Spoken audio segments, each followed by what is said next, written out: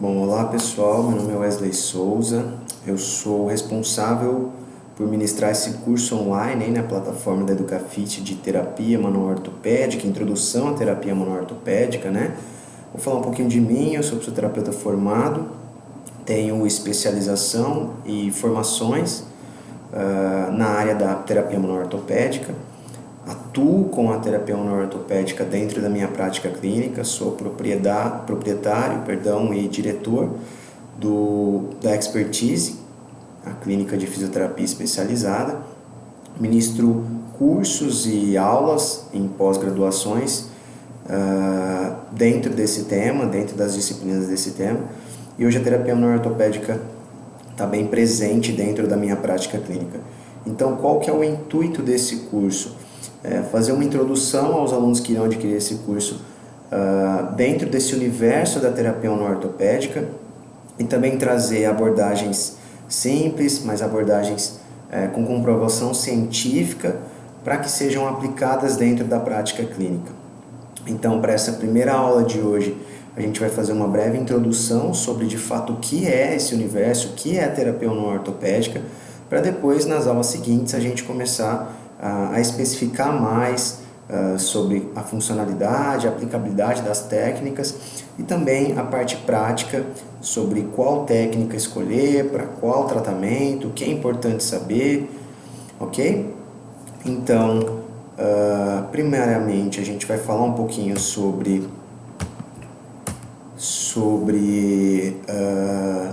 quem são as pessoas, o que existe hoje de publicação de referência na área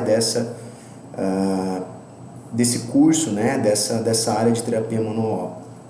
Então, essas são algumas referências aqui, que são referências muito boas, são as que eu recomendaria para quem quer se aprofundar mais dentro da área, né? Então, hoje os livros do Maitland são muito bons, a gente vai ter várias técnicas ao longo do curso, que são técnicas criadas pelo Maitland, tá? Mulligan também, Mulligan Concept, que é um conceito de terapia manual com aplicabilidade clínica muito boa. Também vão ter técnicas dele nesse curso.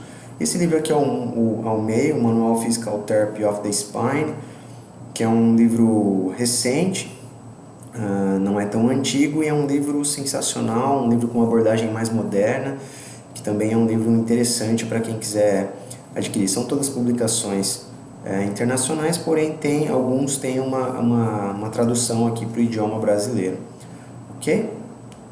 Então, dentro do conteúdo programático, o que a gente vai aprender ao longo desse curso?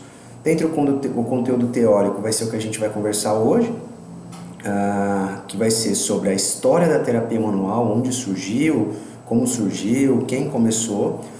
Depois, mais ao longo do curso, a gente vai falar sobre anatomia e biomecânica, discutir alguns aspectos que é importante para a gente decidir, para a tomada de decisão clínica, para a gente poder aprender mais sobre essas técnicas. Os efeitos neurofisiológicos da terapia manual, tá? O que essas técnicas vão promover de benefício para os nossos pacientes, ou para os nossos alunos, ou para quem a gente está de fato cuidando, tendo um tratamento específico. Então, quais são os efeitos fisiológicos que ela vai promover no corpo da pessoa? Quais são as adaptações neurofisiológicas que elas vão promover a nível de processamento cerebral e tudo mais? Quais são os efeitos específicos que vai existir naquela área e por que esses efeitos acontecem? E também as evidências científicas, as principais evidências científicas dentro dessa área. Dentro do conteúdo prático que nós iremos aprender ao longo do curso, técnicas articulares para a coluna cervical, também técnicas articulares e também miofaciais para a extremidade superior, técnicas articulares para a região lombar e algumas técnicas articulares também para a extremidade inferior, abrangindo aí sobre articulações periféricas. Então, para iniciar, é importante a gente saber onde começou tudo isso. Falar um pouquinho sobre a história da terapia manual ortopédica. Quem começou com isso? Por que, de fato, hoje o tratamento com as mãos é eficaz tem uma boa evidência em alguns casos específicos, tá? Mas como começou tudo isso? Assim como muitas coisas acontecem no mundo, muitas mudanças, tudo partiu da observação, do fator observacional. Então, de fato, em uma época muito antiga, há séculos atrás, onde ainda não existia ciência, né? Não existia tecnologia e as opções eram limitadas, acontece o que? Aquelas patologias naquela época eram tratadas no achismo. As pessoas testavam as coisas em si para ver se ia dar certo. E com a terapia manual-ortopédica não foi diferente. Então, tratou basicamente de um mecanismo observacional. Alguém ali começou a observar que, de fato, o tratamento com as mãos promovia alívio das dores em diversas ocasiões. Por exemplo, em quadros inflamatórios, as pessoas começaram a perceber que massageando, o toque, colocar aquele contato específico com a mão promovia alguns benefícios ali, e o quadro álgico, a pessoa ali melhorava aquele quesito dor, aquela sintomatologia de dor. Então não existem relatos de fato da onde começou especificamente, qual foi o ponto de partida, mas o que sabemos hoje é que o quê? Partiu de um mecanismo observacional. Alguns indícios que na Ásia, algumas pessoas ali especificamente começaram a tratar os doentes, as enfermidades com as mãos, com massagens, associando a condutas térmicas, e que isso promovia um benefício ali da área local. Mas não se sabe ao certo, isso é história, não se sabe ao certo ponto de partida. Um dos registros mais antigos que a gente tem do início seria de Hipócrates, que é o pai da medicina. Tem relatos ali que viveu entre 460 a 370 a.C. E evidências em algumas escrituras antigas encontradas nos revelam que o quê? Que Hipócrates ele utilizava de alguns meios de manipulação para tratar algumas disfunções musculoesqueléticas. E existem alguns registros em um paper denominado Onset Joints by Levers, que traz essas evidências que o quê? Naquela época ele tratava de cordas, utilizava de mecanismos bem específicos da área, né? Então ele utilizava de alguns assistentes, de algumas pessoas para ajudá-los. E existem algumas evidências que o quê? Que ele tratou um ombro de um soldado, um lutador da época, com técnicas de tração e de manipulação. Então, existem relatos que o quê? Algumas pessoas com patologias lombares, com dor especificamente, eram utilizados de meio de tração. Então, eles amarravam os pés dessas pessoas, colocavam sobre uma estrutura e puxavam essas cordas para realizar uma tração longitudinal no corpo como um todo. Então, esses primeiros relatos ali, que de fato as pessoas pensavam em algo para utilizar, para tratar enfermidades, tá? Até então não sabia o que iria acontecer, mas de fato funcionava, existia ali um resultado, e aí as pessoas começaram a notar isso. Então, o primeiro relato que a gente tem da terapia manual ortopédica, da terapia manual, quem começou com isso, um dos mais antigos dados ali, datados, escritos, é sobre Hipócrates, ok? Posteriormente, já numa época mais avançada, mais evoluída, próximo ao Renascimento, a gente tem alguns relatos ali também de Ambroise Paré, em torno de 1500 a 1590. Ele foi um famoso médico francês e também cirurgião. Então, ele fazia procedimentos cirúrgicos, fazia dissecção de cadáveres, e alguns relatos de que o quê? Ele utilizava uma armadura para estabilizar o corpo de alguns indivíduos, e com isso ele realizava também essas técnicas de tração com a ajuda de alguns auxiliares para realizar a estabilização em pacientes com tuberculose. Então, através dessa armadura, ele utilizava métodos de tração para estabilizar em pacientes com tuberculose. O método era similar ao que Hipócrates fazia anteriormente, porém, ele não descrevia isso, ele descrevia como era um método novo, que ele não gostava de se relacionar ou se basear em Hipócrates. E também existem esses relatos de Ambroise Paré nessa época. Então esses são alguns achados e alguns relatos ali que a gente tem na área sobre essa história, sobre como isso começou. Já mais para frente, mais posteriormente, nos anos de 1800, a gente tem a criação de quem?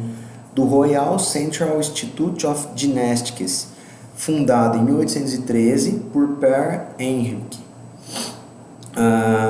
Esse instituto ele foi formado em cima de 4 grandes pilares, tá? E ele classificava esses pilares, esses ramos, para tratamento e também para treinamento de ginastas na época. Então ele percebeu que o quê? Dentro desses quatro pilares e 4 ramos, os atletas e também as pessoas do Procuraval Instituto eram tratadas como um todo. Quais eram esses 4 ramos? Eles foram divididos em quê? Em ginástica pedagógica, que seria atualmente a educação física atual, ginástica militar, e aí teria como predominantemente a atividade seria a esgrima, a ginástica médica, que seria a atual fisioterapia, e a ginástica estética, que seria a filosofia atual. Então, Peer descreve que o quê? Que através desses 4 pilares os indivíduos teriam estímulos e seriam tratados como um todo. Para essa área de terapia manual-ortopédica, essa ginástica médica que ele descreve foi descrita e dividida entre 2 áreas, que eram massagem específica com as mãos e exercício. Então também existem relatos que corroboram com isso, com essa área. Então eles utilizavam através de tratamentos manuais, técnicas manuais para tratar os indivíduos, combinando posteriormente com o quê? Com o movimento humano, com o exercício. Então essa figura à direita mostra o quê? Uma performance, né? Eles realizando uma tração da coluna torácica em um dos indivíduos, aí nessa época de 1800.